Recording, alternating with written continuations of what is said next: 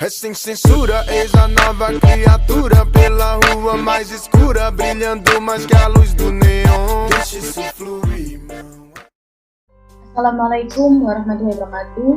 Kami dari kelompok 2 akan mempresentasikan hasil diskusi kami yang berjudul Negara dan Konstitusi. Saya di sini selaku moderator akan mengarahkan jalannya presentasi akan berjalan dengan lancar.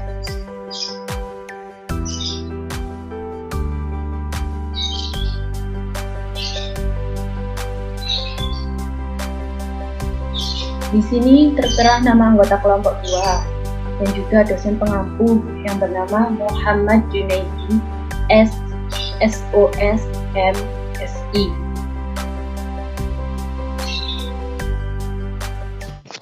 Pengertian negara.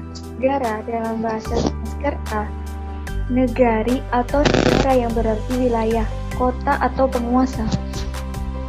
3 ide pokok yang terkandung di dalam pengertian negara yaitu: yang pertama, negara adalah organisasi kelompok manusia. Kedua, organisasi kelompok manusia itu mendiami wilayah tertentu. Ketiga, kelompok manusia itu mengakui adanya pemerintahan yang berdaulat untuk mengurus tata tertib dan keselamatannya.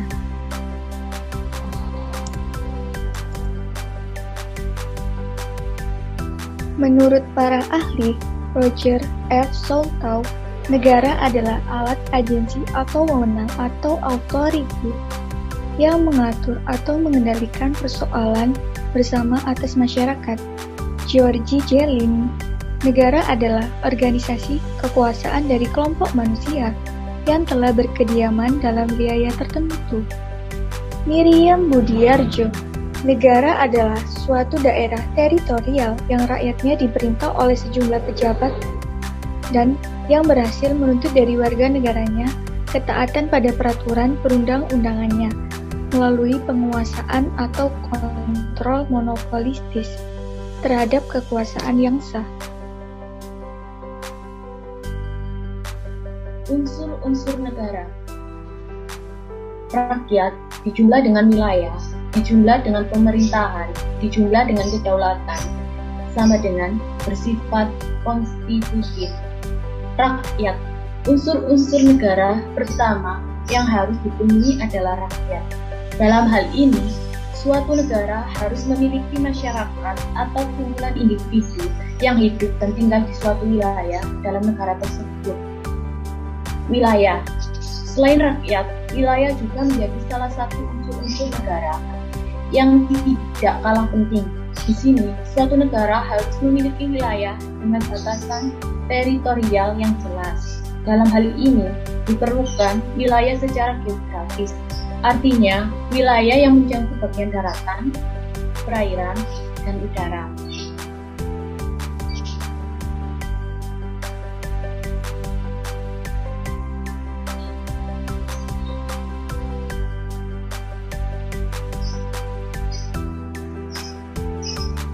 Pemerintah yang berdaulat.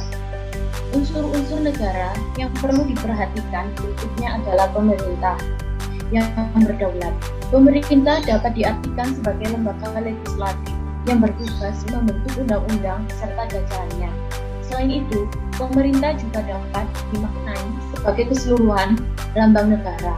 Dalam sistem demokrasi, pemerintah Indonesia menganut trias politika dalam menjalankan fungsinya, yaitu berupa lembaga legislatif, eksekutif, dan yudikatif. Pengakuan dari negara lain. Unsur-unsur negara terakhir yang harus dipenuhi adalah mendapatkan pengakuan dari negara lain. Di sini, keberadaan negara diperkuat dengan adanya pengakuan dari negara lain, bahwa negara tersebut mampu secara mandiri mengatur rakyatnya dengan baik. Unsur negara yang satu ini bersifat deklaratif, yang artinya suatu negara baru memberikan pernyataan dirinya dan suatu negara yang sudah berdiri sebelumnya telah memberikan pengakuan dari status kenegaraannya. Ini menjadi salah satu dari unsur-unsur negara yang wajib dipenuhi. Sifat-sifat negara. Yang pertama, sifat memaksa. Negara dapat memaksakan kehendak melalui hukum atau kekuasaan. Negara memiliki kekuasaan memaksa agar masyarakat tunduk dan patuh terhadap negara tanpa tidak ada pemaksaan fisik. Hak negara ini memiliki sifat legal agar tercipta tertib di masyarakat dan tidak ada tindakan anarki. Paksaan fisik dapat dilakukan terhadap hak milik. Sifat monopoli. Negara menetapkan tujuan bersama dalam masyarakat. Negara dapat menguasai hal-hal seperti sumber daya penting untuk kepentingan orang banyak. Negara mengatasi paham individu dan kelompok. Sifat totalitas. Semua hal tanpa pengecualian menjadi wewenang negara. Fungsi negara. Yang pertama, menjaga ketertiban untuk mencapai tujuan, mencegah berbagai bentrokan dalam masyarakat yang bertindak sebagai stabilisator. Yang kedua, mengusahakan kesejahteraan dan kemakmuran rakyat. Fungsi ini sangat penting terutama bagi negara-negara yang sedang berkembang. Yang ketiga, mengusahakan pertahanan untuk menangkal kemungkinan serangan dari luar. Untuk itu, maka negara harus dilengkapi dengan alat-alat pertahanan yang kuat dan canggih. Yang keempat, menegakkan keadilan yang dilaksanakan oleh badan-badan peradilan. Tujuan negara.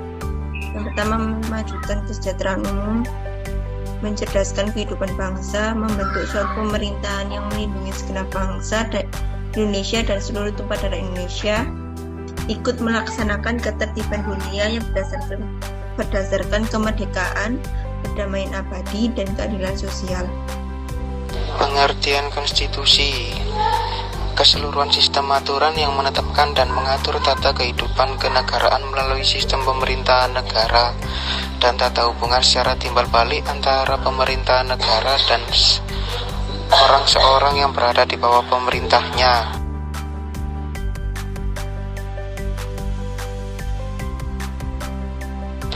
Jenis konstitusi.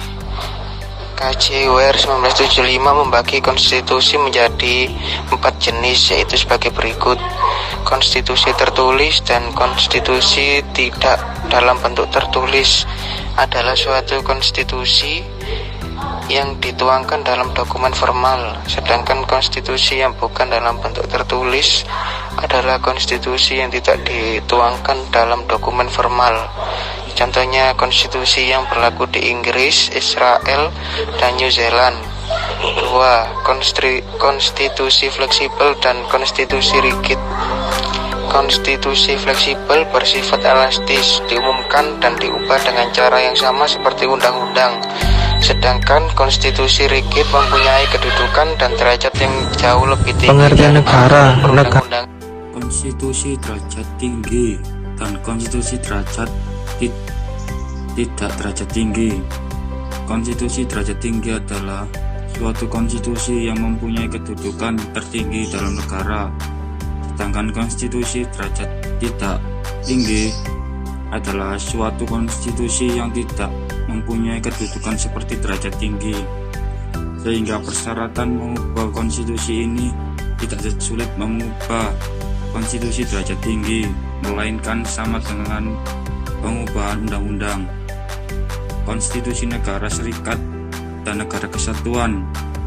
Negara serikat didapatkan sistem pembagian kekuasaan antara pemerintah negara serikat dengan pemerintah negara bagian. Pembagian tersebut diatur dalam konstitusinya atau undang-undang dasar. Dalam negara kesatuan, pembagian kekuasaan tersebut tidak dijumpai karena seluruh kekuasaannya tersentralkan di pemerintah pusat, walaupun dikenal juga dalam desentralisasi.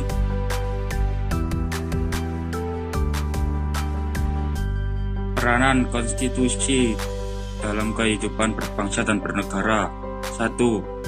Indonesia merupakan negara yang demokratis. Oleh karena itu, keberadaan konstitusi negara sangatlah penting dalam pembangunan sebuah negara yang demokratis.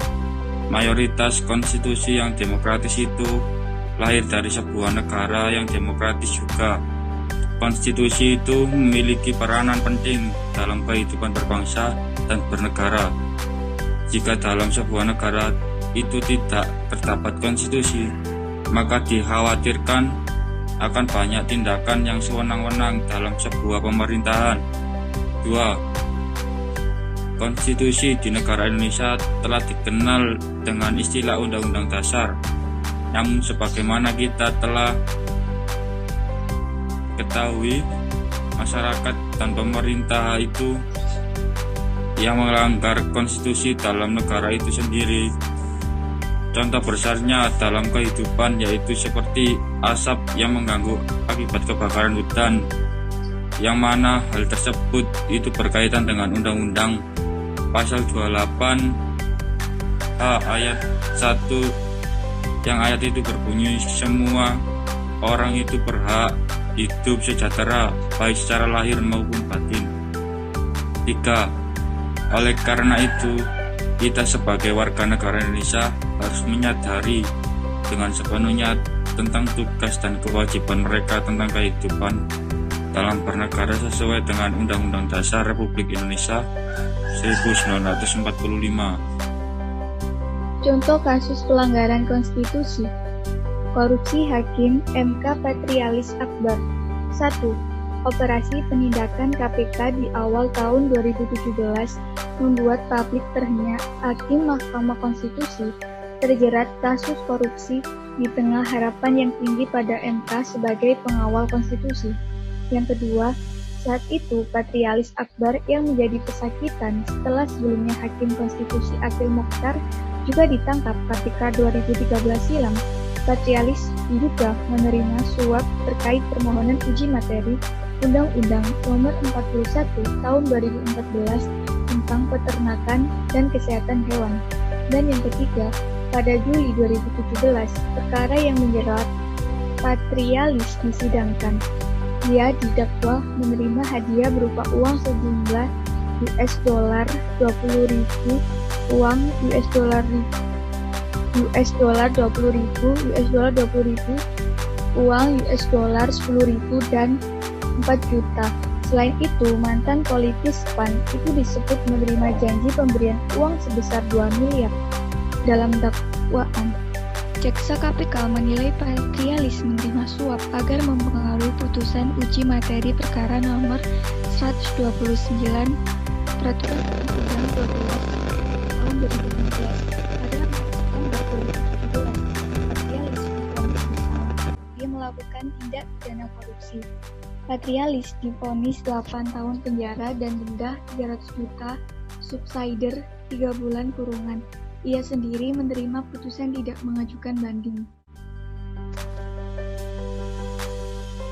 Sekian yang dapat kami sampaikan dan presentasikan. Kurang lebihnya mohon maaf. Wassalamualaikum warahmatullahi wabarakatuh.